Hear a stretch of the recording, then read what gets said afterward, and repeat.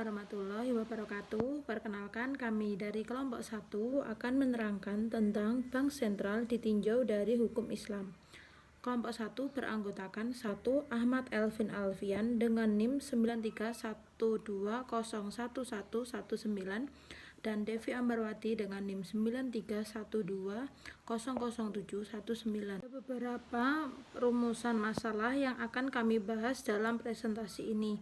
Yang pertama adalah pengertian dari bank sentral. Yang kedua, sejarah dari bank sentral. 3. Regulasi lembaga keuangan syariah. Dan yang keempat adalah fungsi dan tugas pokok dari bank sentral. Pertama adalah pengertian dari bank sentral. Bank sentral adalah bank yang didirikan berdasarkan Undang-Undang Nomor 13 Tahun 1963, junto Undang-Undang Nomor 23 Tahun 1999, junto Undang-Undang Nomor 6 Tahun 2009, yang memiliki tugas untuk mengawasi dan mengatur peredaran uang, mengatur penyerahan uang, mengatur perbankan, mengatur perkreditan, menjaga stabilitas mata uang, dan mengajukan percetakan atau penambahan mata uang rupiah. Bank sentral sendiri pada umumnya mempunyai dua peranan, yaitu sebagai salah satu unsur penguasa moneter yang berwenang melaksanakan kebijakan moneter dan sebagai lembaga yang dibuat untuk memberi wewenang mengatur, mengawasi, dan mengendalikan sistem moneter yang ada dalam satu masyarakat atau suatu negara. Bank sentral sendiri ditugasi juga untuk mengawasi dan mengatur jumlah uang yang beredar agar sesuai dengan yang diperlukan, baik untuk keperluan transaksi, berjaga-jaga maupun spekulasi, sehingga pada perekonomian dapat berjalan dengan lancar. Selanjutnya adalah sejarah dari bank sentral. Istilah bank sentral sendiri pertama kali digunakan di Inggris pada tahun 1873 yang dicetuskan oleh Walter Bagehot. Beliau adalah editor dari majalah Economist yang merujuk pada suatu bank yang mempunyai hak monopoli untuk menertibkan uang dan berkedudukan di suatu ibu kota negara. Kemudian pada tahun 1752, The Bank van Leeuwen berubah menjadi The Bank Courant and Bank van Leeuwen, yang merupakan bank pertama yang beroperasi di Nusantara. Pada saat itu, mata uang yang digunakan adalah rial Spanyol.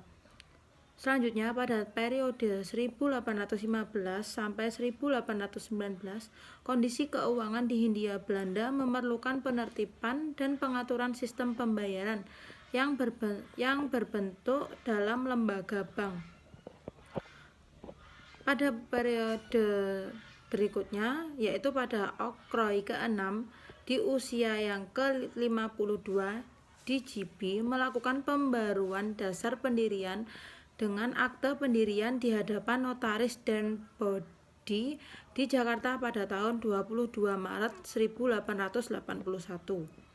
Setelah Jepang masuk ke Nusantara, pimpinan tentara Jepang untuk Pulau Jawa di Jakarta memerintahkan likuidasi seluruh bank Belanda, Inggris, dan beberapa bank Cina selama 1942 sampai 1944.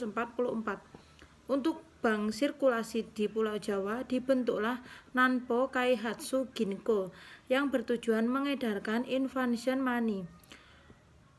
Adapun infusion money yang dicetak di Jepang terdiri dalam 7 denominasi, yakni 1 gulden sampai 10 gulden. Selanjutnya, pada tanggal 19 Oktober 1945, wilayah yang dikuasai Republik Indonesia membentuk Yayasan Pusat Bank Indonesia yang pada tahun 1946 melebur dalam Bank Negara Indonesia atau BNI sebagai bank sirkulasi, dan akhirnya pada 30 Oktober 1946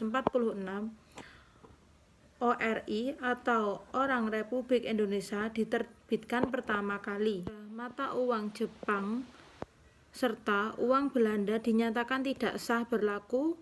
Pada September 1952, pemerintah mengajukan rancangan undang-undang pokok Bank Indonesia ke parlemen dan selanjutnya akan dipelajari.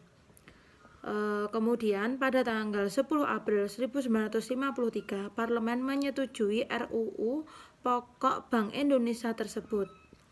Dan pada Mei 1953, tepatnya tanggal 29, Presiden Soekarno mengesahkan RUU Pokok Bank Indonesia menjadi undang-undang pada tanggal 1 Juli 1953.